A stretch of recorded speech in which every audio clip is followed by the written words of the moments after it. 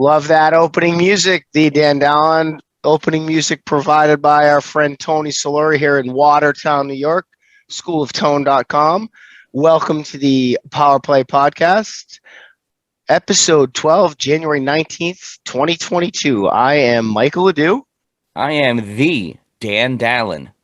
And we have our special guest host this week because Cameron and Trey are both not with us for reasons I can't even mention. So welcome, Daniel Keegan. How you doing, Daniel? Good. How are you, Coach? Good, doing good. Thanks for joining us. And we also have our special guest, Lake Placid Zone, the coach of the Cape Breton Eagles of the Quebec Major Junior Hockey League, Chad Cassidy. Welcome, Coach. Happy to be here, guys. Thanks for having me. Appreciate it. Good to hear from some friendly voices in the good old USA. I bet you it is. It's how long have you been up there, Coach? I know you just changed. I got up here about a week ago. Awesome. So let's jump right into it. One of the things we try to feature on this podcast, Coach, is really a highlight of Central and Northern New York hockey. And one of our former guests, Coach Jay Paris, who you know well, talk to us about you and all of the different things that you've done. Obviously, we've done our homework on you and who you are, but I was wondering if you could tell us a little bit about your beginnings in hockey and where you come from and your family, and then the evolution of you as a player and a coach.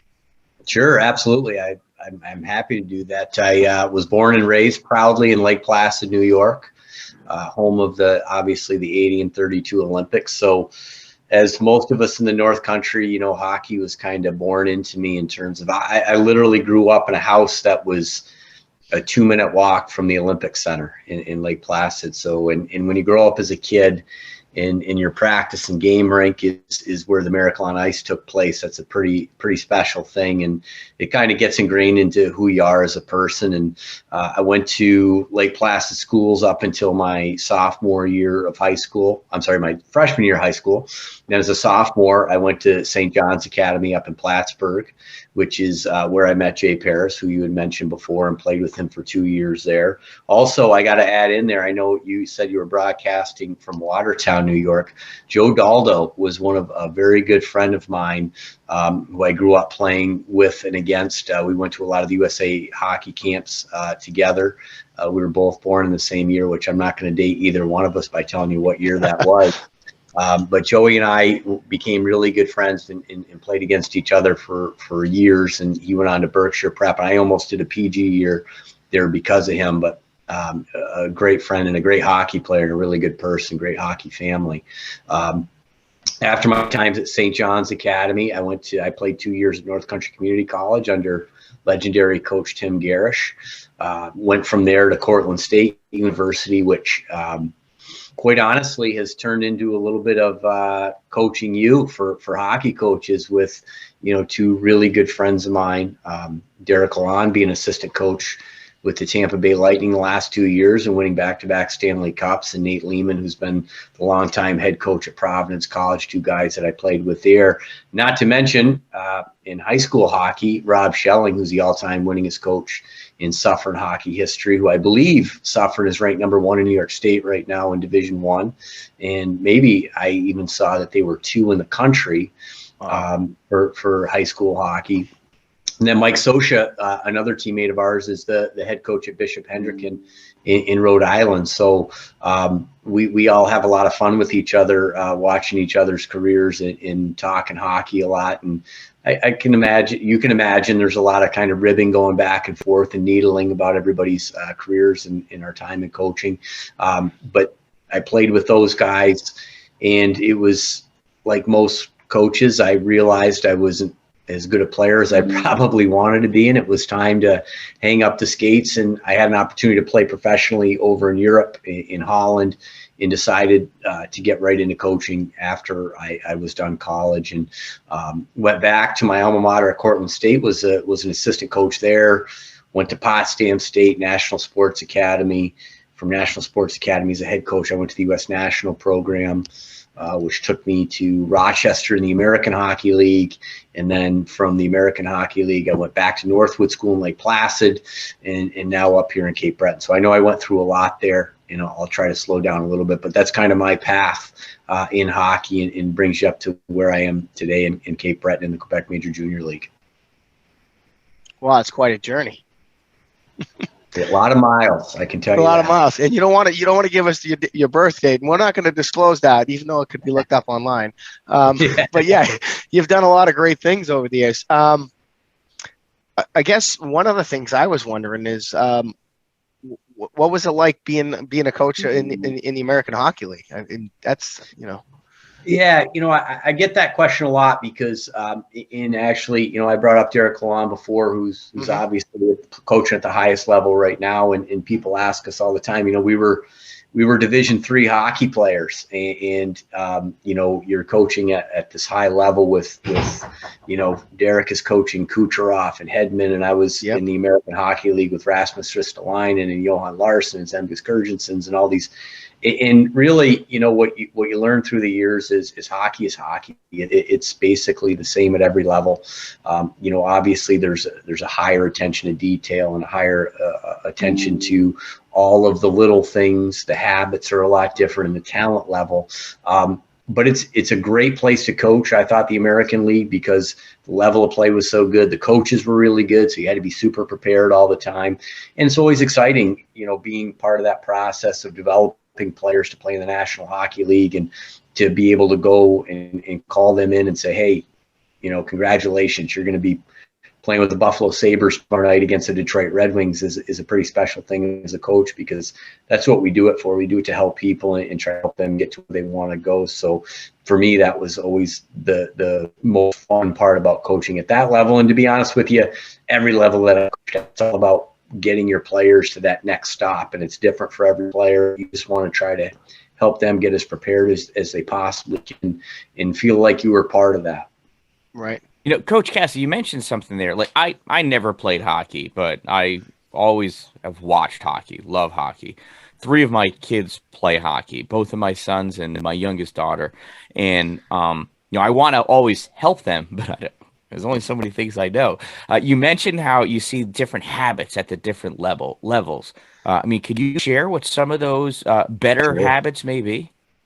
Yeah, well, first of all, what you find at the highest levels is their habits and preparation. They all have unbelievable routines, unbelievable mental preparation. They take care of themselves. That's the biggest difference since, I was in, which was a long time ago, to now, when the commitment and dedication of players in terms of how they take care of their bodies, how they train, how mental coaches, they are ultra prepared, in everything they do has purpose to it. So there is no off season anymore in hockey in terms of and I want to make sure that I'm very clear on saying this. I don't think that kids should be playing hockey year round. I'm completely the opposite. What I am saying is that you can constantly develop habits that are going to turn you into an elite athlete. And that is, you can play baseball, you can play soccer as well as play hockey, but it's how you treat your body and how you prepare yourself all of the time that's going to turn you into a high-level athlete. And at the end of the day, there's going to become a point where if you want to be really good at whatever sport it is that you're involved with, yes, you will have to make a commitment to that sport, but that is not at 12 or 13 years old. That's at 15, 16, 17 years old. Diversify and understand that how you prepare your body and how you prepare mentally is way more important than being a year-round athlete, one sport athlete. Yeah, that's and that's you hear it from even guys like Nick Saban and all these Division I college football programs that are super successful. One of the things that they often look for is athletes who are not sports specific throughout their high school careers. They're finding that diversity in high school athletics, in junior athletics, often breeds a much more well-rounded athlete. That's for sure. No question about it. And I think that they find, I've certainly found in my career that most of those players are better athletes because they're better teammates, I should say, because they've played different sports with different kids and they learn how to become part of a team a lot better as to only being a hockey player all the time. Yeah. Another thing you touched on, Coach, that I feel like is really important, and it really harkens back to who I am, because I wasn't able to play high school hockey. They cut it at my school when I was in high school, and I've been around hockey my whole life since I was a little kid. And I date myself when saying I was a big fan of the Boston Bruins when they lost to the Montreal Canadiens several times in the 70s, and I was just a diehard Gilles Gilbert fan and a Boston Bruins fan, and loved Rattel Park, that era, a little bit after Orr. But one of the things I thought was really interesting is, as I was going up through hockey and became, a player as an adult, as a young adult in my 20s, and then started coaching, and then eventually rose through the coaching ranks to do a bunch of different things.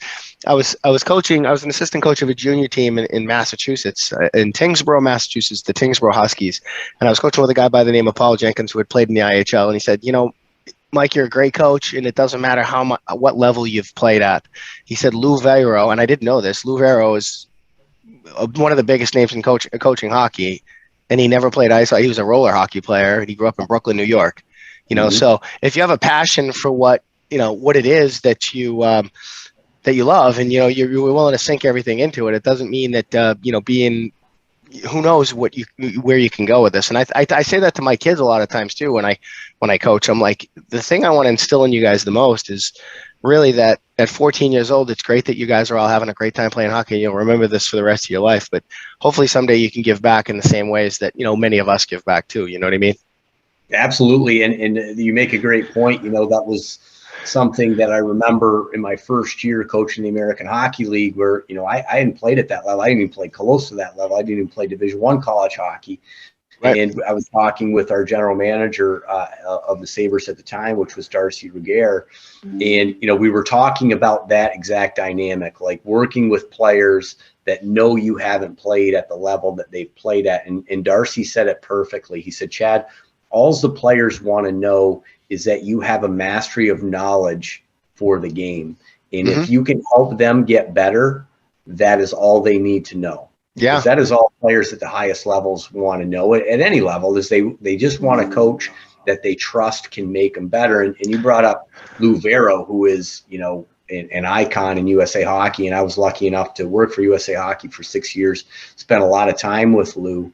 And I don't know if you guys are even aware of this, but Lou literally made himself a hockey coach. Like, he wrote Tikhonov and got himself to Russia to meet with him and learn from the master of coaching in Russia over a letter that he wrote from Brooklyn, New York, and sent it over to him and made his way over there. So it's just like as a player, it's the same for a coach. Will is way more important than skill. And you'll learn the skills and you'll pick those up as you go. You have to have desire to be really good at what you want to be good at.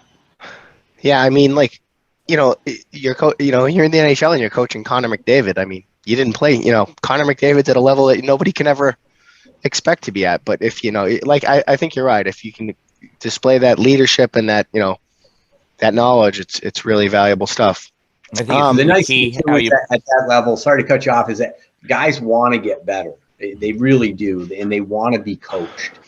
And I think that's one mistake that coaches make as they move up the ranks, is they worry about upsetting their best players. Their best players are more often upset by the fact that their coaches don't coach them enough. They want to be coached. They want to get better. That's why they're the best players, because they want to keep getting better all the time. Yeah. I was just wanted to point out how I love how you share that there's more than one way to get something done. You don't have to follow the same path that other people have done. If you want it, you just got to figure out your way and you can get there. Yeah, it's the same as players, right? Because, at the end of the day, there's no, as a young player going through hockey, there's no one linear line of development path. Like, there's so many different twists and turns that take place along the way. There's so many different levels. At the end of the day, if you follow the right process, you give yourself a really good opportunity to get to where you want to go. And it's more about the desire to get there and the hunger and thirst to get there than it is maybe about your skills, because you'll pick those up along the way. Yeah. Hey, Coach, one of the things I wanted you to maybe talk to our audience about a little bit, and I know you just landed up there in the last 10 days, but is I don't know if a lot of hockey families in Central and Northern New York know a lot about the CHL and how the QMJHL fits into that picture and what the components of the CHL are with the WHL and OHL. So could you kind of talk through that so that everybody better understands like where you're coaching and what that entails?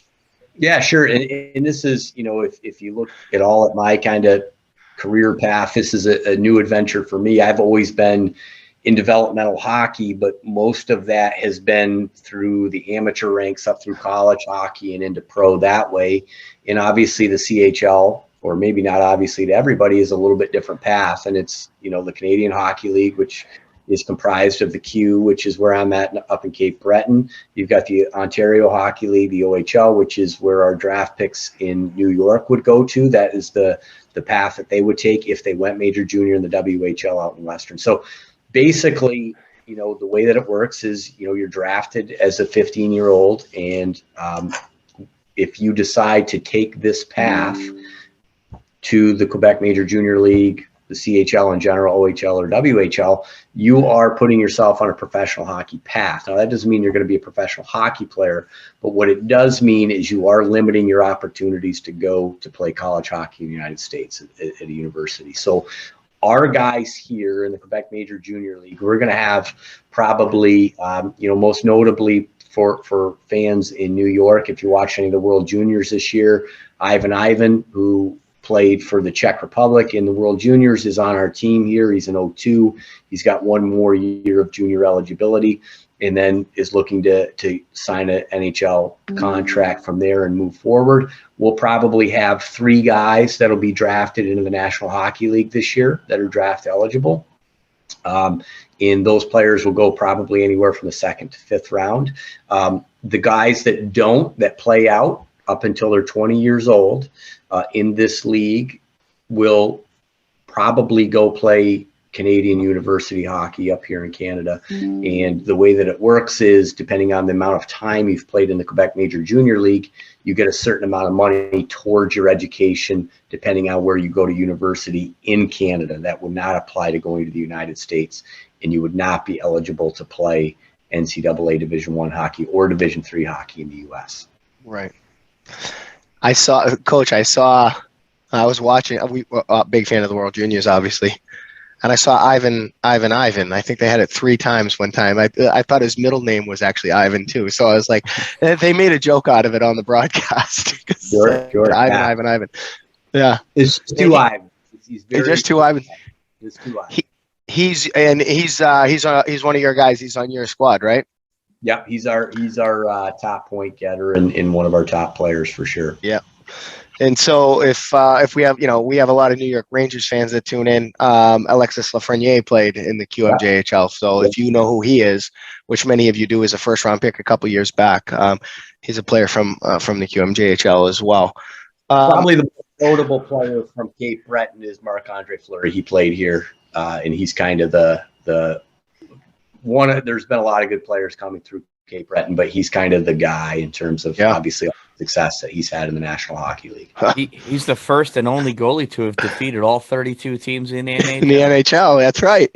That's that's one of your new trivia questions. He beat Seattle a couple of weeks ago, didn't he? Not bad. Yeah, he's a riot too. If you've ever seen any of the different things that he's absolutely hilarious with some of the pranks he pulls on his teammates and stuff. That's great. I love him and Patrick Kane in the shootout at Blackhawks practice there a few weeks ago. That was a great exchange. Yeah. What do you think about, and not to put you on the spot, but what do you think about, and I don't know how kids are listening from all over the place now in this podcast. We got them from, Buffalo to Rochester, all the way to Massachusetts. What do you think about the 2 different paths, the NCAA path and the major junior path?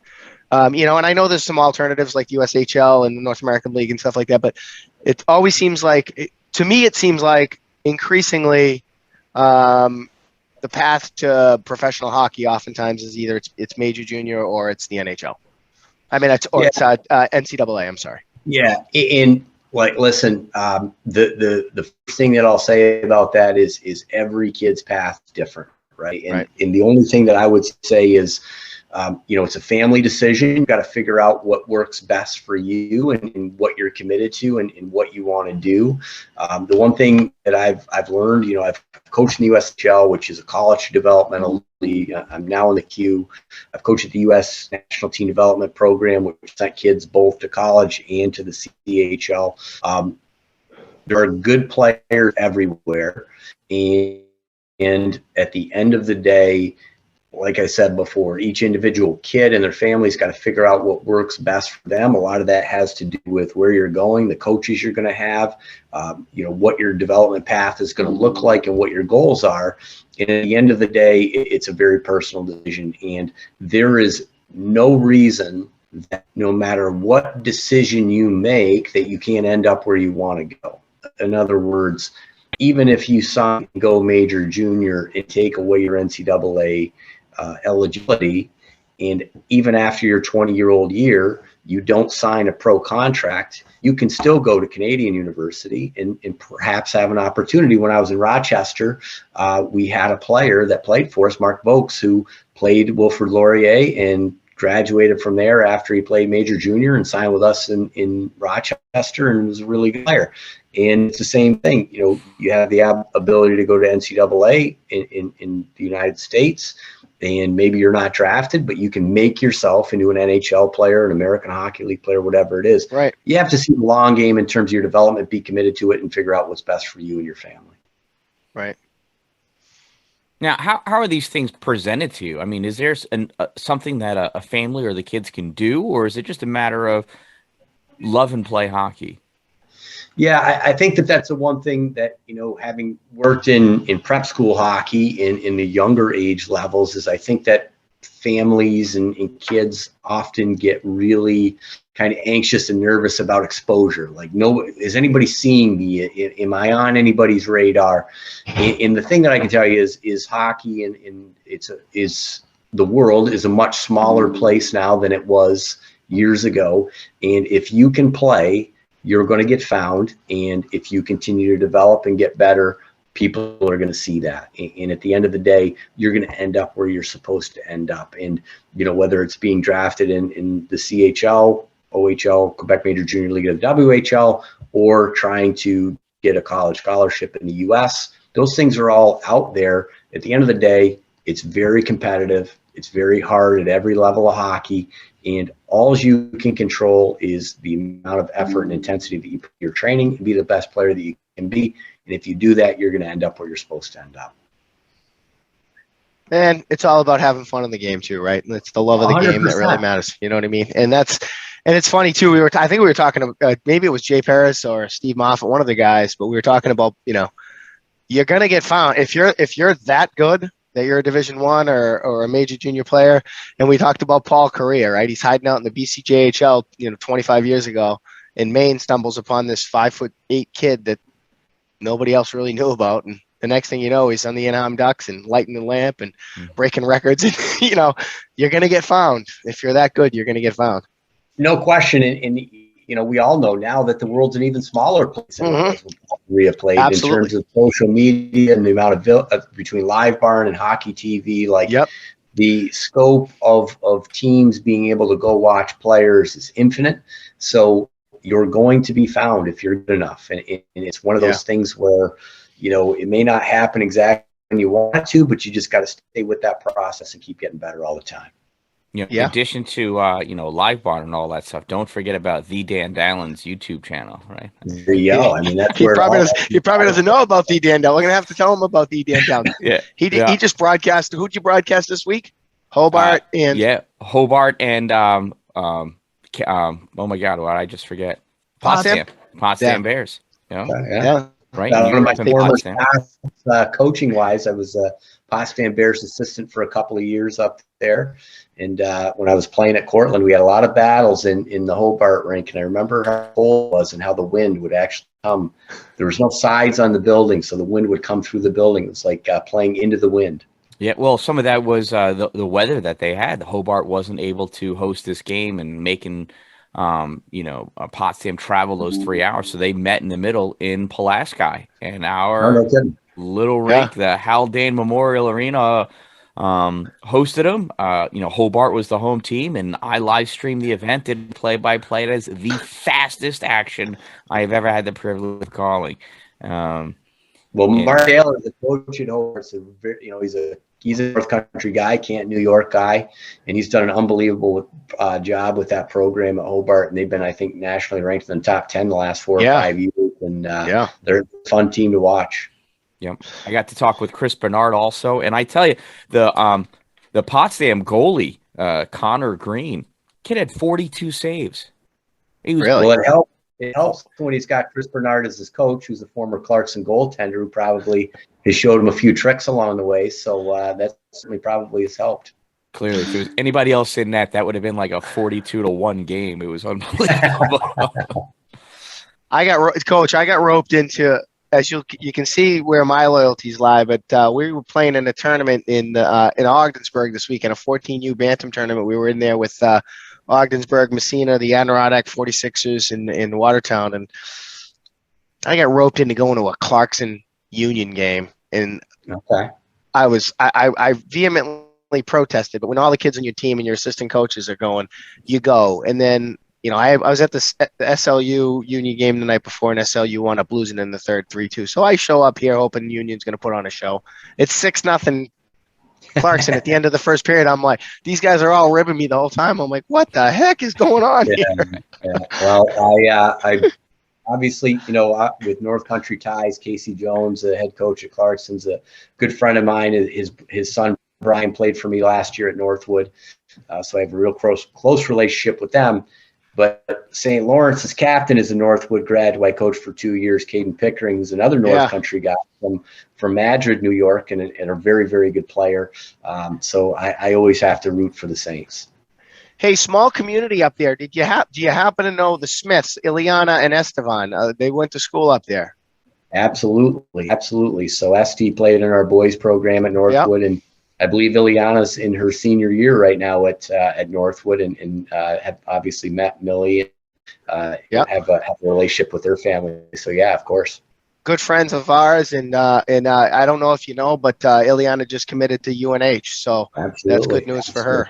The other Watertown name that always comes up when I see the Smiths is Rick Berkman, who I used to absolutely kill in golf every time I played against him. So make sure that makes the podcast. How many? It'll make the podcast. But let me tell you something, Coach. I think his son Tyler might take you down.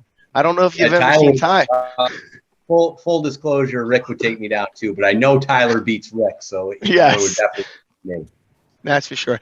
So, Coach, a little bit, if you don't mind, a little bit about your family and playing hockey, and I'm sure they're going to be missing you because I don't think they could go up to Canada with you, right?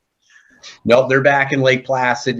Just in terms of the timing and everything, we felt like it was better to keep the kids in school where they were at right now. And my wife is working. She's a guidance counselor at Petrova Elementary School in Saranac Lake. My son is a sophomore at Northwood School. He plays hockey there. And my daughter's in the 7th grade at Lake Placid Middle School. And they're both hockey players. Why not, right? What the heck? Yeah. So when do you think you guys started out as a figure skater, and no pressure from her dad. I kind of sat on the sidelines, and then 2 years ago she told us that she wanted to give up figure skating and start playing hockey. And then I did the poker face, but I did the fist pump, like yes, she's finally playing. So it's been great.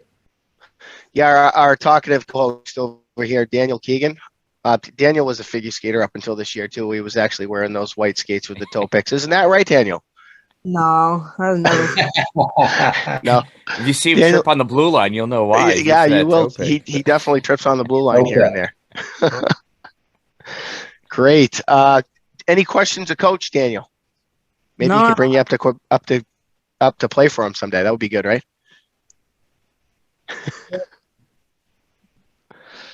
All right. Dane's a little intimidated and overwhelmed by how much hockey talk is spewing out.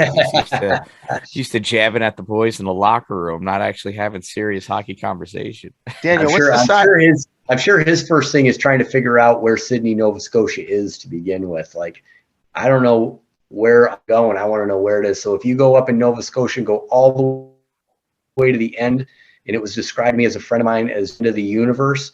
That's where Sydney, Nova Scotia is. It's a great place, but it's out there.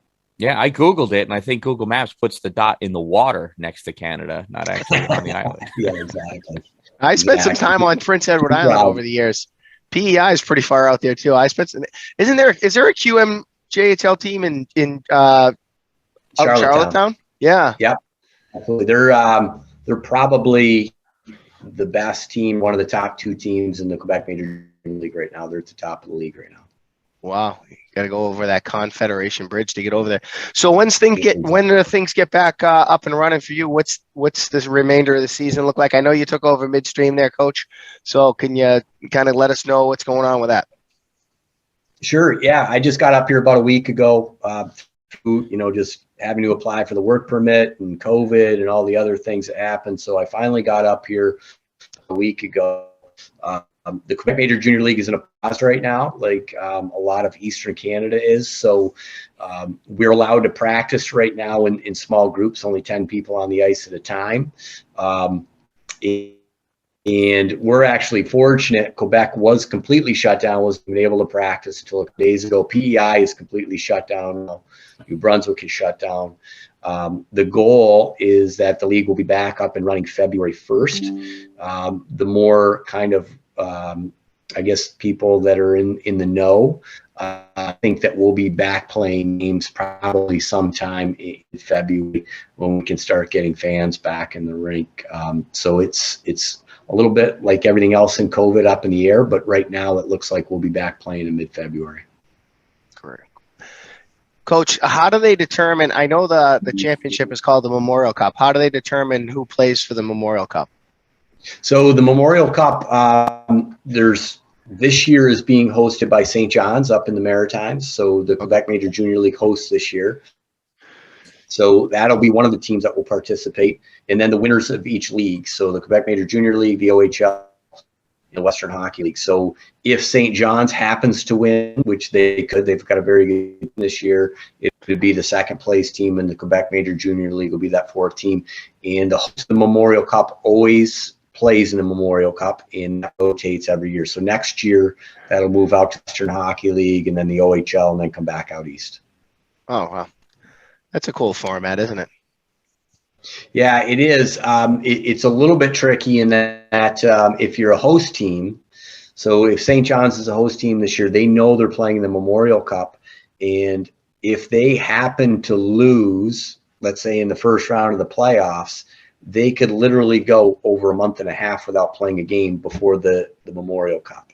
So they'll be preparing for it, but at the same time, you can kind of get that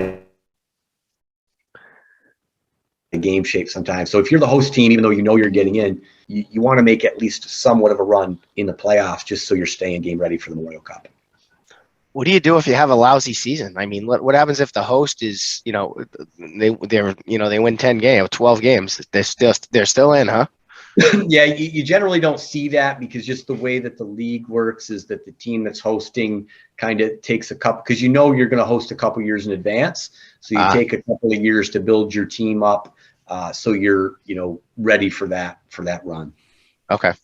And St. John's is a really good team this year. And I think they made, at the trade deadline, which ended like a week and a half ago, I think they made something like 14 transactions or something. So they're loading up for the stretch run. Great. Hey, is that awkward for you coming into a team, your post-trade deadline, right? So you probably weren't involved much at all prior to. I mean, you're just kind of working with what you've got left for the remainder of this season. How do you adjust to that? You know what? To be honest with you, it makes things a lot simpler. You just coach your team. At the end of the day, here's your players, and this is what you got. Figure out the best way to do as good a job as you can for the remainder of the season. Right now, we're not even close to in the standings where we want to be. So the second part of this season for us is about a couple of things. One, developing and instituting our standard and our culture that we want to have here in Cape Breton, and then figuring out going forward who the players are that are going to be guys that we can kind of have as pillars of that standard that we want to build going forward, and are going to be guys that are going to play into that identity that we want to have. So to me, that's exciting. I told the guys, I met with them when I first got here, and said, there are very few opportunities in your life where you start something with a clean slate. I've never coached in this league before. I've never coached any of you guys. You don't really know me, and I've watched you guys on video, but I don't know all of you guys. This is a fresh start. Show me what you want to be as a hockey player and as a person, and we'll figure out what that means going forward. So are you having team meetings on video conference? No, we're allowed to practice right now. So okay. We get to go over to the rink. Now we can, just bizarre COVID rules that we've all dealt with. We can only have 10 people on the ice, but we can have team meetings with everybody there as long as everybody's wearing a mask and they're socially distanced in the meeting room. So that's interesting. Where we're at in the world right now. Right. In a room that holds 80 people, you can put 60, but on a rink that's 100 by 80, 10. Yeah, exactly. 100 by 80. I gotcha. Exactly that. A couple quick questions. I don't know if you have to jump coach, and if you do, just let us know. But one of the things I was curious about is how do you build your team? Do you have, I'm sure when you're in the American Hockey League, you had scouts and everything else. Do you actually have a scouting staff that's looking at 14, 15-year-olds right now to see how you should draft them in the CHL draft and that kind of thing? Yeah, exactly. It's run almost mirror to an NHL team. Like, we had a meeting with our whole hockey operation staff yesterday, the coaching staff and the front office. So we have a general manager, Jacques Carrier, who's based out of Gatineau, who kind of scout more in Quebec. John Hanna's his assistant GM, who's up here in the Maritimes, and we have a scouting staff that is all over, Eastern Canada, as well as, we have guys that work in Ontario and New England as well, because New England is the Quebec Major Junior U.S. district, so we can get players. It doesn't happen very often, but players from New England, Massachusetts can play in the Quebec Major Junior League and are eligible for our draft. So we have people in those areas that scout for us. Yeah, I think Maine had a team in the queue for a little while, actually. Yeah. In Lewiston, exactly. Yeah. Well, that must be some of those Ontario League coaches to be checking out the Dan Dallon's YouTube channel. Look at them sleepers. Yeah, right in your back here, just up the road, up in Kingston. Yeah, it must be strange looking at Bantam hockey players to think where they're going to be when they're 17 years old. You know what I mean? Yeah, it's not an exact science, that's for sure. I joke about it all the time. Like, I'm always thankful that I get to coach, as opposed to trying to predict at 14 and 15 years old who's going to be good at 18, 19, and 20. And it's the same thing in the NHL. You're drafting kids at 17 or 18, trying to figure out what they're going to be when they're 22, 25, 26. It's not an exact science. Development happens at different times for different players. And that's why you see so many guys coming from college hockey who have never been drafted or never were blue chip players from a pro perspective. And then all of a sudden at 24, they continue to develop, they continue to get better. And 33% of the NHL is coming from college hockey now. And that's because of that long-term development. Yeah. It seems like even in division, when we were talking to Moff, and he was, so many of the kids are that much older too, because they're playing after high school oftentimes, or even through high school, they're playing juniors. They're playing, juniors till they're 18, 19 years old. And then they're making the jump even to all levels really of college hockey, Division III and Division I. And the margins are so slight in college hockey right now. And what I mean by that is, you talk to Steve, and he had 8 Division I transfers or something like that came to Plattsburgh, because there's so little different. I know there's a difference, but there's a lesser difference than there ever was between Division I and Division III hockey right now.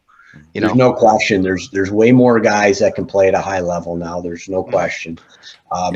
Just dating myself again, I graduated from Cortland when I was 21 years old. My college hockey career was over, because back then junior hockey wasn't nearly as prevalent. You went from high school and you went to college, and you graduated when you're 21, 22 years old.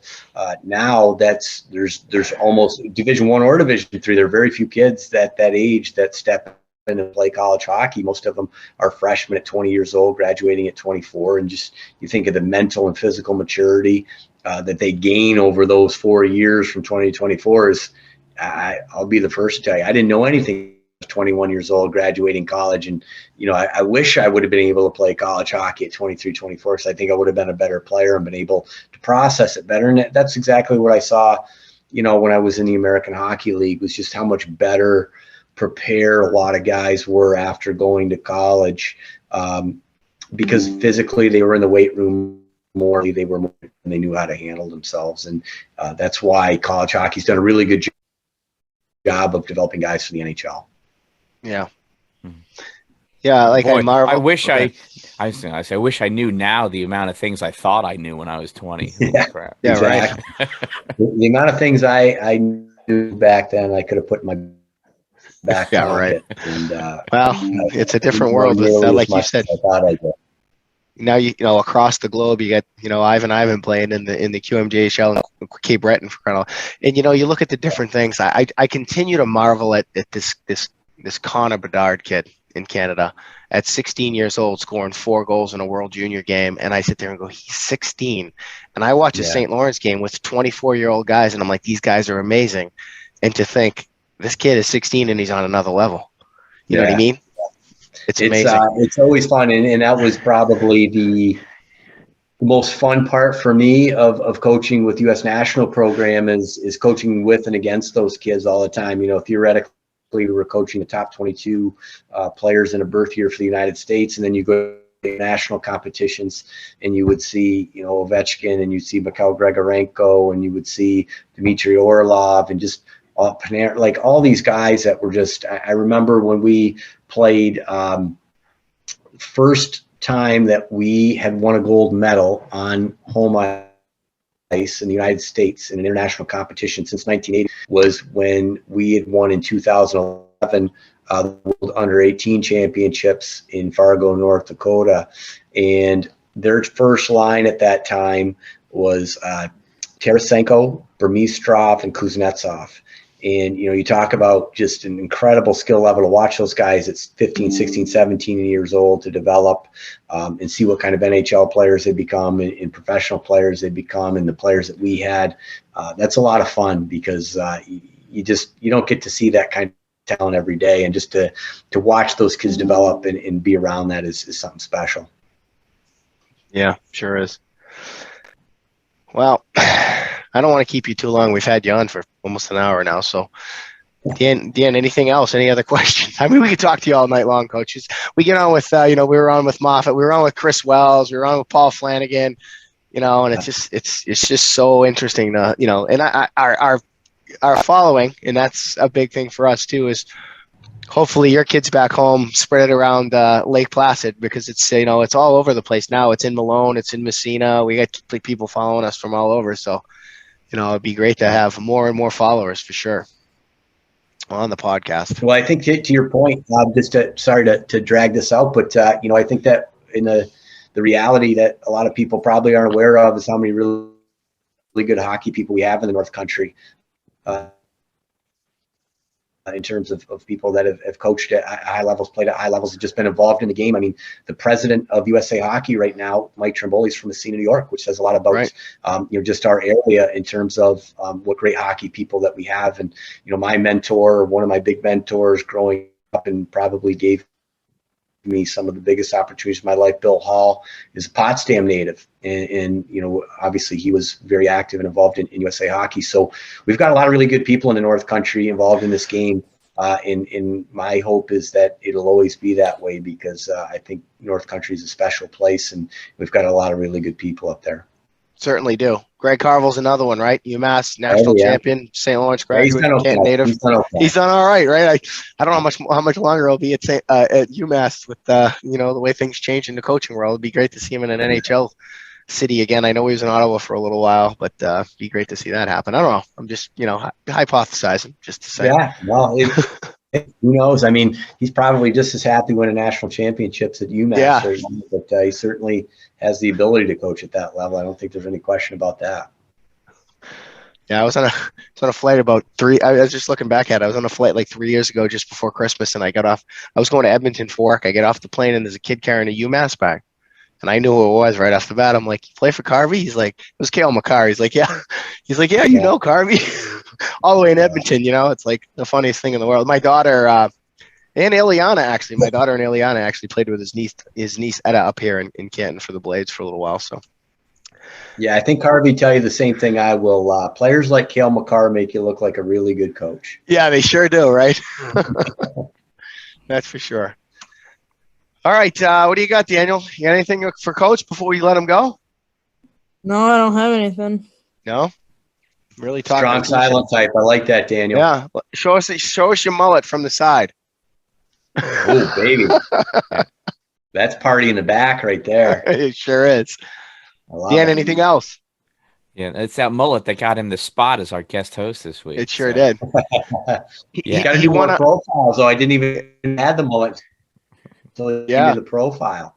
See, and Coach, I thought you were hiding yours the whole time, keeping your head straight. No, I'm not hiding all spot on top of my head. That's the only thing I'm hiding. Yeah, Daniel's a former winner of one of our contests called, we used to call it Mullet of the Week. Now we call it Mop of the Week because we have so many different hockey hair kids on. But yeah, Daniel I saw won, that on the intro. I was going to ask about that. I like that Mop of the Week. Mop of the Week. So the Mop of the Week is more inclusive because we realized we didn't have anything like specific for the females that play. We've got. My daughter plays. Daniel's younger sister plays with my daughter on the same team. And there's a lot of great helmet hair going on out there, even for girls. Oh, yeah. Like Daniel's younger sister, she's got this gorgeous curls. And you throw that helmet on there, and she scares the crap out of me. I'll tell you that. So we have to flowing mane. We call that the flowing mane. So we're gonna follow you up, Coach, with our Monday recording. We have. Dan just finalized. We finally were able to pin down Hooley. So we're gonna have him on and talk a little bit about how if you lose 2 games in a season, you're a failure. Yeah, exactly. Talk about putting pressure on yourself. Like how do you define your success when your record's that good? Right. Yeah. No kidding. Absolutely. Yeah. All right, Coach. Go ahead. Certainly appreciate it. I was going to say we certainly appreciate it. Absolutely great conversation. Love talking to you. I learned a lot about that process of how you can evolve. Some of the different ways make it into a higher level above youth hockey. How do you even get to college, for crying out loud? Right? That's yeah, exactly. So I appreciate Play the that. long game. Take your time. Take your time getting there. All right, Coach. Well, we may call on you when we're looking for some fancy guests. If you have any great connections or, can think of anybody that we might want to, be able to talk to, because we're always looking for new people. We're trying to, I think I mentioned we're trying to line up Rick Sealing and Danny Gare. And we get, we're trying to reach out to Alex Tuck. He's not an easy guy to get a hold of nowadays, but we're trying to keep the New York flair going. You know what I mean? Yeah, absolutely. Yep. Well, you got some good guys on your list, and I'm happy to help any way that I can. Yeah, we ought to reach out to Tromboli too, right? Yeah. Trim would be a good guest to have. Absolutely. Yeah, absolutely. All right, Coach, we won't keep you. Wish you the greatest of luck this season. Best to you and your family. Hopefully you get to see him and Zoom with him, and we'll be following your season as you get going. And really appreciate you being here with us. Thanks, guys. I appreciate it. Best of luck rest of the year, and I look forward to talking to you soon. Thank you. Thank you. Awesome. Yeah. See you guys. Bye-bye. What'd you think, Dan? I thought pretty that was interesting. Yeah. The different paths to get to a professional level. It seems confusing, especially having never been in it. And every week that goes by, you realize that there's a whole nother way that you can advance through the sport. Never wanting to push a child in any direction, suddenly you start feeling like, well, am I blocking a child from getting somewhere or not?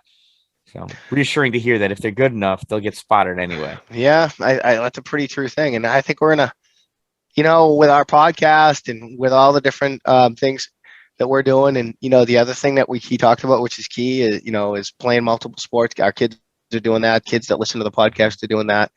I just feel like there's just a lot of really good words of wisdom, everything from, Division III hockey and youth hockey to Division I college hockey to playing major juniors, international. It was really interesting. As long as you're having fun with the game, Did you learn anything, Daniel Keegan? Yeah, learn a lot. Yeah. You're a man of few words. Yeah. Yeah, I think Dan's on mute. Dan, you're on mute. We lost you. Oh, there we go. Sorry, I coughed. Yeah, Daniel. So, what did you find really interesting? What's some takeaway you're going to take from Coach Cassidy that you're going to maybe want to learn more about or involve yourself with? Like a lot of paths to get into pro leagues and stuff like the NHL, like the NCAA and CHL. Yeah, there are a lot of different things going on. I'll bet you that we all pay a little bit more attention, like I have this year, quite honestly. I pay more attention now to Syracuse women's hockey because we had a guest and, and to Plattsburgh and to, I'm going to kind of follow him, I think, and watch what he's doing because it's really interesting, the success. An American goes up to Cape Breton, Nova Scotia and is coaching in Canada. Right. A pretty high level team, a guy who's that Ivan, he's a high draft pick. I mean, this kid's going to be in the NHL. Right. Yeah. And it's interesting to hear too from him how he said, you've seen people get into the NHL and they're in their 20s because we always remember the stories of that 18, 19-year-old kid that gets drafted. It's good to know you can wait until 24. It's normal. Yeah. Yeah. Well, I think a lot of the kids now too, you see, increasingly kids are playing college hockey at 21, 22, 23 years old because, there's a grooming process that goes on after high school to get your game to the next level. So, wow, that was a great discussion. Anyways, I wanted to touch on a couple things, and then we can maybe get into the last couple of weeks with what you've been doing too, Dan. And just wanted to highlight our sponsor, Power Play Sports. Power Play Sports now has their outdoor rink open and ready to go, and you can skate on their outdoor rink at no cost. They're actually looking for donations. The Power Play Sports outdoor rink is part of the Power Play Sports Foundation, which is a 501c3 nonprofit. So they are looking for charitable donations and sponsorship for that outdoor rink to the 501c3. And we can give you more information if you reach out to us at powerplaypodcastnny@gmail.com. We'll get you the information on that, or you could just stop by Power Play Sports and Paul Trimper, Anthony Netto, or JR can talk to you a little bit about how to make donations to help support that outdoor rink, which is really cool. A lot of great things going on. I watched the first skate the other night live online, actually. And big thanks to Chris Nethers, who's one of our coaches with the Watertown Wolves, with Unity Hockey, and also with the Power Play Sports. Chris really groomed that whole rink and helped get the whole thing set up, and now they're up and running with that. So if you have a chance, head over to Power Play Sports and check out the new ODR. That's slang for outdoor rink. Right, and it's neat, the different things they've done. Like we've talked before, how they've got Bill Palmer, the director of hockey development, and they just added Coach Belly for goalies. I was just seeing how people were looking for good goalie clinics, goalie coaches. So them just having somebody on staff that handles that, manages that, provides that service is fantastic for the area. Absolutely, a lot of great things going on there. They're also running a 6 and 8U Mite clinics right now. I think it's every weekend. I've seen Chris Nethers, I've seen JR out there, Adam Roberts, Pete DeRushy. So there's a lot of guys kicking in and helping out to develop the 6 and 8U hockey players, which is great, right? The next generation of hockey players. Mm-hmm. Daniel, you ever been over to Power Play? You like it over there? Yeah, I like it over there. Just hanging out with friends, shooting pucks at the indoor rink. Yeah, they on have the that. Ice, the indoor ice. No, the off ice indoor one. Oh, like they have a shooting area over there, don't they? Yeah, it's on the other. Is it? Yeah, that's on the other side of the rink. Yeah. And they have that little synthetic ice spot still too, which is really cool. So Dan, love to hear about your last couple weeks. We actually missed a week. We had a lot going on with break and things like that. So like to hear a little bit about your last couple weeks. I know you've been busy. We highlighted one of the cool things that you got to do, which is Hobart and in Potsdam, but maybe walk us through some of the Dan Dallen's broadcasting over the past couple weeks. Oh man, so some youth hockey, some 18U hockey, 12U hockey. Got to see a whole lot of 14U hockey in the last couple of weeks. Yeah, I will this weekend though. I'm looking forward to that. Get to see the play this weekend. In high school. So it's been pretty good. Really, this past weekend for the girls, the 12U team, they participated in the Mary Gosek Girl Power Tournament in Oswego. There was a lot of teams. There's had to be, 40, 50 teams, and they were playing between the two rinks in Oswego as well as the Fulton Ice rink. So that was Friday, Saturday, and Sunday. Do you happen to see anybody from like Matt Jones's Adirondack 46ers team there? Were they there? I did not get to spend a lot of time looking around just with everything else I had going on. Right.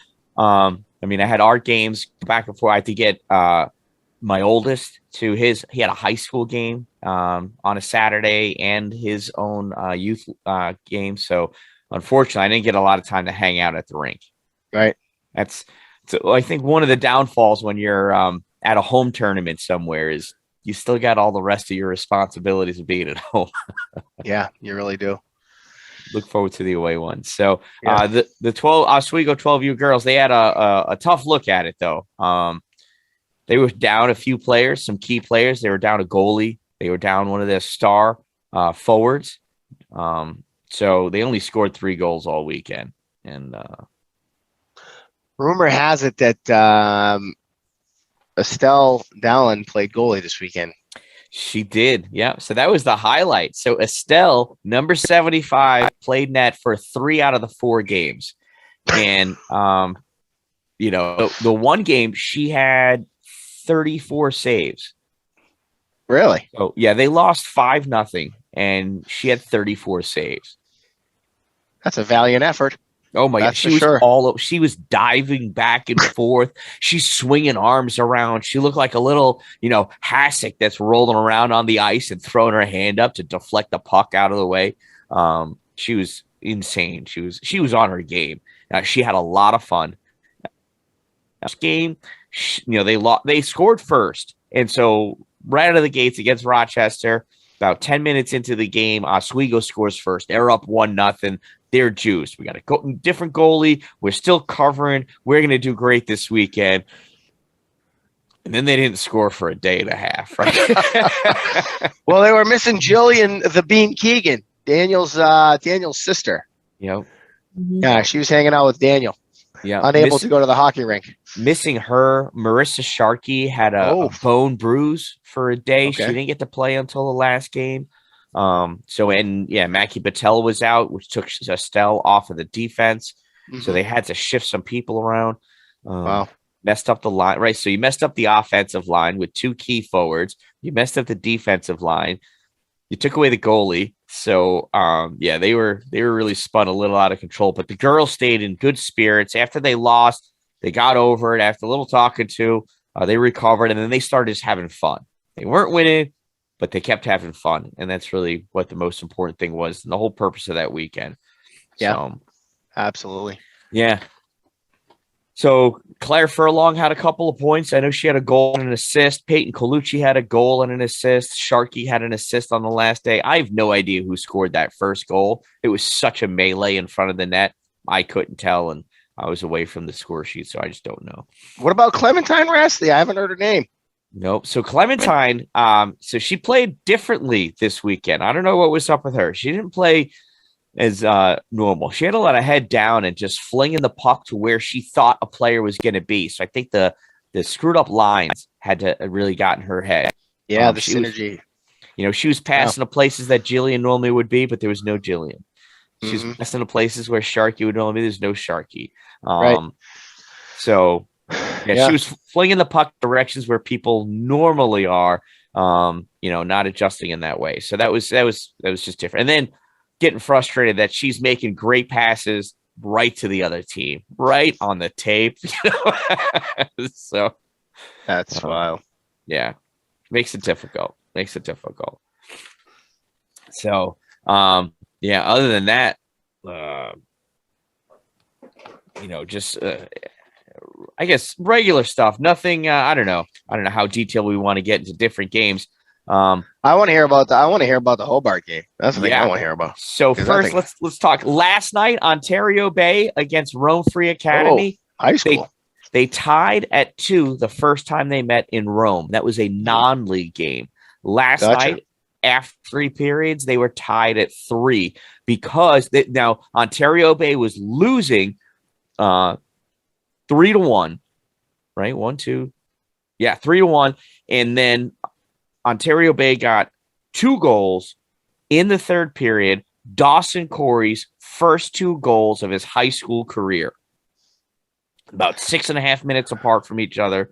Both one of them assisted by Steve Saber. They were both rebound shots where Dawson was in there, came in, charging, shot off the goalie. One was loose out in front, one was right off the pads back to Dawson. He buried it in the corner. The other one that was saved by the goalie initially dropped down in front, and Dawson just battled against 2 defenders and the goalie to sneak that puck, I believe, through the 5-hole. If I was able to tell properly. That's Daniel Keegan type of move. That's what the Keegs does really well, right, Keeg? Yes, Coach. Cleaning up that dirt in the front of the net, right? Yep. We need to get some from you this weekend. Absolutely important. Yeah, so Dawson with his 2 first goals of his high school career tied up that game, and then it went to overtime, and after those 5 minutes, it was a 3-3 tie. Yeah, I got the summary this morning at about 7:15 from Bailey Dallin, number 22. 7:15. Yeah, we were texting pretty early this morning because I was trying to coordinate with Cam, and Cam wasn't responding. And let me tell you something right now: if I need to talk to somebody in a moment's notice on a text and ask a question, I'm going to 22 because that kid will respond no matter what. If I could ask him like 2:00 in the morning, hey, what's going on? I'm getting a text back. Oh, yeah. He has all of his notifications on for all of his apps. They're flying in. He was telling me something about there was some change with the NHL during the Olympic stretch. They're playing games now, I think, because none of the NHL players are going to the Olympics. But they made supplemental teams based on they picked new teams. So the Canadian team is still going to – so there's no NHLers on it, but there's now a Canadian Olympic team and a U.S. Olympic team of a lot of guys who are former NHLers and stuff like that, yeah. They just named them this week, yeah. Okay, maybe that was it. So maybe it was 95. Yep. He said something about the number 95. He was trying to make up a story based off of a 1-sentence headline that he read. And I was struggling to fill in the blanks on what that conversation could have been. And I didn't get a chance to read the article, so. But cool. Yeah, so that was Obey and Rome. So at first, that was I thought they were about to lose that one, and Dawson Corey came out and saved the day and tied up against Rome, just like they did earlier in the season. But this past Monday night, we had hockey night in Pulaski. You could watch the whole game at the Dan Dallin on YouTube, and Hobart was the home team. Hobart Hockey hosted the Potsdam Bears at the Haldane Memorial Arena, home of Storm Hockey, and now the home of NCAA D3 hockey as well. And that game was fantastic. It was great to see. It was horrible weather. That might be the 2nd or 3rd worst snowstorm we've had in Pulaski in 2 years. So right. Everybody was sliding on the roads getting there. Buses have good traction. So I think ordinarily we would have packed that barn. Instead, maybe 30 people, watching it. But the town was abuzz. All of Salmon River and Ontario Bay really buzzing. A lot of online traffic about it. All of Ontario Bay was there because Coach Olson helped put that game together. Hobart and Potsdam wanted to play each other. Potsdam couldn't travel all the way to Hobart. They were looking for a rink in the middle. I have no idea how Olson got involved, but I am glad he did because that was outstanding. outstanding. That's just a really cool idea. I think other rinks should really look into that, hosting a neutral site game for teams that are far. I mean, you're going to draw, like we talked about earlier, you're going to just draw so many members of the community if it isn't a blizzard or a mini blizzard or whatever the heck you want to call it, an event. Right. So I think if we can try to figure that out at least once a year, just for the Haldane Arena, put that together, that would be spectacular. Calling it, I mean, it started off and wow. I mean, I know I've watched a lot of college hockey. I've seen it in person. I know it's fast. I've never tried to call it play-by-play while I was filming. Yeah. And that was a lot of motion. And so it caught me up a little bit at the beginning. Plus, their rosters are enormous. I mean, they got long rosters. These old man eyes can't read that as quickly as I can read a high school roster that only has 15 kids on it. Yeah, it's not ESPN. You don't have teleprompters and people in the background piping into your ear on what you're supposed to say. That you're doing it the good old-fashioned way, Alan. And I'm working the camera, and I was producing it on my computer. So partway through the second period, though, 22, Bailey Dallin came on up, and he helped me out, and he started working the camera, and it became considerably easier. One, I was getting used to some of the players and who they were, where they were at, and whose lines they were on. But two, I was a third of my responsibilities was lifted off of my shoulder, so I could focus more on calling. And that was great. That was really helpful. And I appreciate his help and his willingness. He came up and offered. I didn't even have to find him to look for it. He was looking for a way to be involved with that game, and he found it. So that's cool. Yeah. And in that game, Hobart came away with that one. I mean, scoreless after one. It was a great, great game. It wasn't until 14 and a half minutes into the second period, right, in the 20-minute periods too, right? So this is a long night of hockey for us before the first goal was scored. And Hobart scored that one. So who's that? Dan Sliney. Yeah, Dan Sliney scored that with his 5th goal of the season. So, I mean, depending on what polls you're looking at, the Dandalin, I mean, Hobart's a top 10 Division III team in the country. It's not even, they're good. Yeah, well, on the season, Hobart's 12-3-1. Potsdam is 1-13-0. So for Hobart to come away with just a 4-1 victory, I think says a lot for the kind of pressure that Potsdam put on there. And I tell you, like I mentioned it to Coach Cassidy, a lot of that comes from the Potsdam goalie, Connor Green. He had 42 saves. That's crazy. Wow. And they were quality shots. He was moving all over the place. He really picked it up for his defense and offense. If that kid could have taken a shot on goal, he should have. Yeah. Keeks, did you go to the game? Yes, I did, Coach. What'd you think of it, buddy? I thought it was a really good game. The Potsdam goalie played really well. There wasn't many I don't really know how to say it, but there weren't many rebounds given up by him. There's a lot of good saves by him. There's one almost about to go in, and he just barely saved it just in time. Yeah, well, that's key. Reach right? behind him and swipe that puck away, right? Yeah. Yep. And I think that rebound control comes. I didn't realize that Coach Bernard was a goalie. He played goalie for Clarkson. Yeah, I think that's what Coach Cassidy was telling us. He played goalie there. I mean that explains a lot because Green really controlled where those rebounds were going to. Now, Daniel, were you standing with the Obey team up behind the Potsdam goal? Mm-hmm. Right, so you really got a good bird's eye view. I mean, that was 2 periods of you seeing quality shots and outstanding saves being taken on him. Mm-hmm. Fast pace, huh? On him. What's that? Hobart was really passing around them the whole time. Yeah. Fast pace. Mm-hmm. Yeah, how do you think you could have stood up to him, you and your Wolves team there, your Bantam team, facing against either Hobart or Potsdam? I don't know. That would be interesting, wouldn't it? They'd be skating circles around us, Daniel, I think. Yeah. You? I would instill, for those D3 players, they would have to have a 3 fall down rule. They would have to pass the puck around you guys so often for 3 of you to fall down before they could take a shot. That would be my rule. I think it would be really cool for you guys to go out there and shoot on their goalie and see if you could score. Like do a breakaway competition or something. Yeah. That would be fun, wouldn't it? Yeah, it really would be fun. But yeah, so that's my excitement there. Again, you can see all those games at The Dan Dallin on YouTube. It's youtube.com/The Dan Dallin. Hey, give us a little highlight. I know you called IHC FM 8-3. Yep. That was a tough one. And Daniel, you were at that game too, weren't you? The IHC FM game. Yep. You're probably feeling bad for IHC, weren't you? Because you saw me behind the bench struggling. Yeah.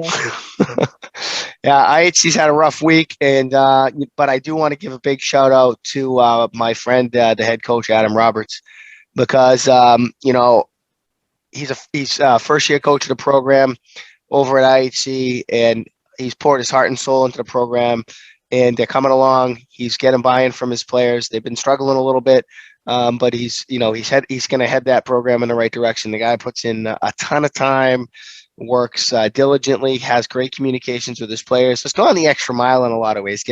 Has got a charter bus for his players to go to the away games. Just has the ultimate in preparation for his teams as they go on the ice. I was out there, and it can be discouraging. I know it could be discouraging. Everybody's been on both sides of the coin. You win some, you lose some. You go through seasons, spells and seasons where you win some, and then you lose some, or you go through a good season and a bad season. So, IHC's been taking a bunch on the chin. Obey's been having a pretty good season actually. So, those two teams are going to meet here in the near future. We'll see how things go. We get a little clash. I know. My buddy 22 on Obey is going to be suiting up this weekend, I heard, to play against West Genesee. So that's really cool to hear. Yep, I got a lot of kids on that team. Been told he's going to hit the ice on Friday against West Genesee. Yep. So a lot of love for the kids on that team. A lot of props for the kids on IHC. I want those kids to keep plugging and just, the fact that you can play the game is great. And the fact that you're out there every day is great. And, that leads me to another point. When we were, this weekend, our Bantam team, the Watertown Wolves 14U Bantam team, we went up and played in the tournament in Ogdensburg, New York, it was a real good quality teams that played in the tournament. We had in our division, we had Ogdensburg, Messina, the Adirondack 46ers, and the Watertown Wolves. It was a competitive division, and our team didn't fare so well because we were missing 5 of our players. Daniel being one of them. Daniel was restricted to the house and was a big hit for us. But the interesting thing about it was that as a team, we went to the Clarkson Union game Saturday night. And one of the things I said to the players, excuse me, I got a frog in my throat here. One of the things I said to the players was, check this out. We're sitting at a Union Clarkson game division. Now we just talked to Coach Cassidy about how high level Division I college hockey is, and in the first period, Clarkson is winning 6-0. Now these kids on Union, Division I college athletes playing hockey, and they didn't get discouraged. They kept working. They knew, hey, some days you have it and some days you don't, and that day they didn't, but anything can happen in the world of sports. We've seen that time and time again. I mean, they took one on the chin. Union did. They lost 8-2, but right up until the last minute of the game, the thing that I was most impressed with was the fact that these kids never stopped working and they kept flowing right through. So, something to be learned from that. That's for sure. Whether you come out on top or on the bottom, it's really how you play the game. I think that comes down to it's that matter of perspective. So you're not going to win that game. What are you going to do? Right. Let's utilize this game as the hardest damn practice we've had all year, right? Keep working at it. It's like keep working at it. The thing I hate seeing the most on the ice is when a player makes a pass or a shot or receives a pass and they miss it and they do the shoulder shrug like, whatever. Yep. I hate it because it's not over until you did that. Right. If you stay in there, keep digging down, the play's just not done. It just could be a much more convoluted long-term thing that you were trying to do. If it's, the next 35 seconds of your shift, it ends up in a goal. nobody cares that you missed that pass. Yeah, you're right. Hey, Daniel, do you have the scores of the Watertown 14U Red games this weekend? Yeah, I do, Or Coach. do you know them? The first game Saturday against Ogdensburg, we lost 3-1. The Messina game tied 1-1. Adirondack game, the first game Sunday, was 2-0, even though we beat them 7-2 in our tournament. And I like that. I like that big time, even though we beat them 7-2. That's true. and then the consolation game, we lost 5-2. Yeah, Daniel, one of the big hits, as you know, was Daniel wasn't there and Owen wasn't there. Owen O'Donnell, Graydon Hance. We're missing Carter Nethers, who broke his collarbone. We're missing Steve-O Mara, who has a broken wrist. So that kind of was a bummer. I'm going to give some shout outs right now, though, to Noah Thompson, to Aiden McAloon, Brayton Bradley, and Aaron Hagelin, who stepped up and played with us this weekend and they played wonderfully. They left it all on the table. A lot of great shifts, a lot of hard work. So, we were able to backfill some of those vacancies we have due to some of the COVID protocols and injuries that are going on out there, because we have such a deep program where we have two Bantam teams with 20 kids basically on each team. It was nice to be able to have those guys, and they did a great job. But we did miss you, Dan. Are you playing this weekend? Yes, I am, Coach. You are. That's good. It's going to be good to have you back. We got a couple games coming up this weekend against Whitestown and Ithaca. Are you going to be calling either one of those games, Dan? I'll be there for actually both of them. Right. Both so on Saturday, Karen's going to go to Estelle's game that conflicts with the Saturday Bantam game. But on Sunday, I think we're playing in the morning. Mm-hmm. And then Estelle's got a game late that afternoon in Skinny Atlas.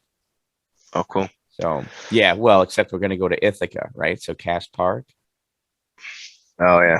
Yeah. Got to work on that somehow. But, yeah, that's an interesting arena. But, yeah, I can call from there also. Done it a few times already this season. I'm a little upset. The team's been, the Wolves have been to Ogdensburg playing in the Golden Dome twice. And I haven't made it yet. Karen somehow managed to get to both of those weekends that you're up in that Golden Dome. It just sounds cool, man. And I just feel like we need you there to win, D-Dan Dallin. Really do. I feel like we need you there to win. We win when we're broadcast. It's a fact. Okay. We rarely lose when we're broadcast. I mean, I think what's our record, Dan? We talked about it earlier. 16-6, 16-7. What is it? 16-7-4. Yeah, and I bet you all 7 of those losses you're out calling a game for Bailey or Stelly. Could be. Pretty much. Yeah, pretty sure of it. It's only so many of me. If we could coordinate our schedules around me, that'd be great. Yeah, really would be. But we got to get the Dan Dallin channel. Like, it's going to be like ABC, NBC, TDD. So I'm working on it. In order to be able to do more games, I'm working on getting better equipment so I don't run into some of the problems that I currently have. I did have some businesses sponsor a few of those games over this past weekend. So that would provide free hockey to players and viewers. As long as I'm able to do it, I just got to get advertisers just like NBC, CBS, ABC, right? Providing free TV to everybody by going and get advertisers. So I just got to get some of them. I'd like all our listeners and viewers, if you're watching on YouTube, to make note of that. Pay attention to the Dan Dallin. And if you have a coin to drop it in his direction. I mean, he's doing all kinds of great things out there so that you can watch, listen to. It's a heck of a lot better than Live Barn, because Live Barn is boring. I don't even know who's playing half the time on Live Barn, and you can't really even see that good. And a lot of the times the camera doesn't even keep up with the play. And it's all over the place. So, we need to get some. Well, we need a little bit more sponsorship for the Power Play podcast too, sponsored by Power Play Sports, Tony Slurry School of Music. But we need some Dan Dallin sponsorship as well. That's for sure.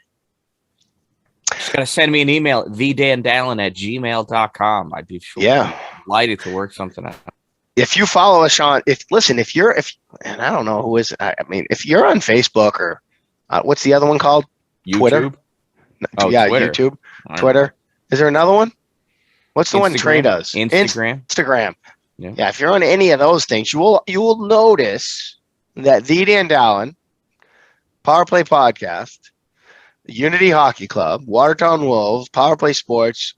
I mean, they're interchange. We're always communicating amongst one another.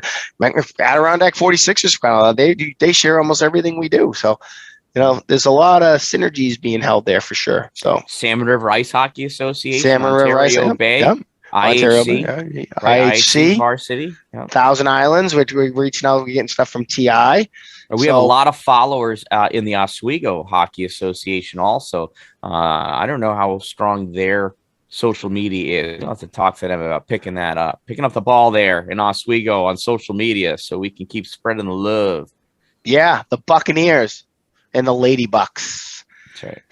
What else do I have? I got a couple more things, and then I think we got to wrap it up. One of the things I wanted to do, big shout out and a little bit of a discussion here, briefly, on Plattsburgh's men's hockey. Coach Moff, shout out 3-3 tie in overtime versus Middlebury, and that's a good game because Middlebury's a heck of a team. And then I learned today, because I was talking to Coach Matt Keating of Rivier College in Nashua, New Hampshire. My alma mater. I got my MBA there, and my wife also got her master's degree at Rivier College, a small Catholic institution in Nashua, New Hampshire, founded by the Sisters of the Presentation of Mary. And I was talking to Coach Matt Keating, and they played against Plattsburgh this weekend. And Rivier is a first-year Division III NCAA hockey program, so this is the first year. Men's and women's, both sides. Nice, great school. Small. And I was very surprised when I was talking to Matt Keating. I was talking to him about an IHC alum, a kid by the name of Tristan Gilbert, who is playing in Bridgeton Academy right now and wants to play Division III hockey. I was talking to him a little bit about Tristan. Logan Gilbert is his brother. You've called that name before at the IHC games. I call him Logan Gilbert. It just Gilbert. There you go. Perfect. Yeah, look at a little French Canadian flair. But interestingly enough, Rivier had a leg up on Plattsburgh 4-3 going into the third. Plattsburgh, Coach Moff was able to tie it up and beat him in overtime 5-4. So shout out to Coach Moff and the Plattsburgh men's, the Cardinals hockey team on a great win over Rivier College. And a shout out to Coach Matt Keating of Riv. And we're going to get him on here in his first year program. And maybe we'll get the women's coach on as well, because I love keeping those doors open, because maybe some of these kids from the North Country can look at some of these colleges, when they're considering playing college hockey, because not everybody's a Division I player. That's right. Right? What else do we have? SUNY Cortland, Red Dragons. We just talked to Coach Cassidy, played there. They're playing Plattsburgh this weekend, so there's going to be a little – and Potsdam. They're playing Potsdam this weekend. So those SUNY schools are always matching up against one another. That's great. I didn't check in on Syracuse, Coach Flanagan. Gotta do that. We got to check. Next time. All right.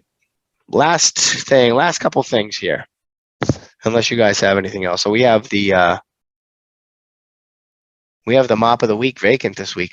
We didn't have we had one submission, but she's a family member of our co-host down there, Daniel. Hi, Dan. Wave, Daniel. Dan, are you asleep? Cameron has actually fell asleep on this podcast before. You're not sleeping, are you? No, I'm not sleeping. All right. Good. Make sure you don't fall asleep. So nothing for the mop of the week. However, we do have a winner for, and I'm scrolling down my show notes. Sorry, folks, that I'm not looking at the screen. Lee Dan Dallin's always giving me pointers on how to be a better announcer. I shouldn't do that. The 92 challenge winner, celebrating the 92 goal season by Wayne Gretzky with a grade of 92 or A or higher. This week's winner is Abe Pachella of Watertown, New York, with a 94 on a social studies quiz. So congratulations, Abe. You are the winner of the 92 challenge.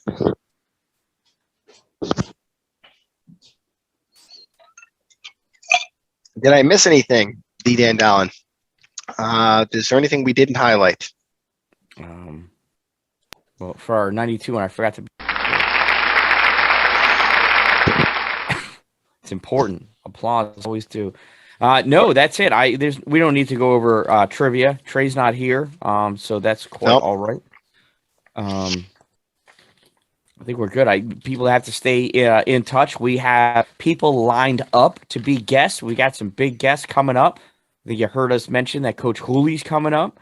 We also have some tournament promoters coming up. I'm waiting to hear back from a couple NHL players. So they're coming. They're coming. Yeah. Coaches from a lot of the SUNYAC schools and a lot of the regional schools here up in New York State. We're starting to make some inroads with those thanks to some of the connections we've made through the podcast. So if you're listening to the podcast or watching us on YouTube and you know someone that would be, a good guest on the show, we'd love to have them. We really would. So reach out to us. Email us at powerplaypodcastnny. I got it right. powerplaypodcastnny at gmail.com. And we'll dig in and see if we can get the person that you think might be a great participant on our podcast on board with us. With that said, I'd like to thank our friend Daniel Keegan. How you doing, Dan? Doing good? Yeah, I am, Coach. All right, buddy. You didn't have a lot to say this week. No, I We did gotta not. get you. No, we gotta get you talking, buddy. We're gonna have you on again so you can get you chirping a little bit. You chirp a lot on the ice. You're chirping at everybody on the ice. Can't use those words. Can't use those No. words.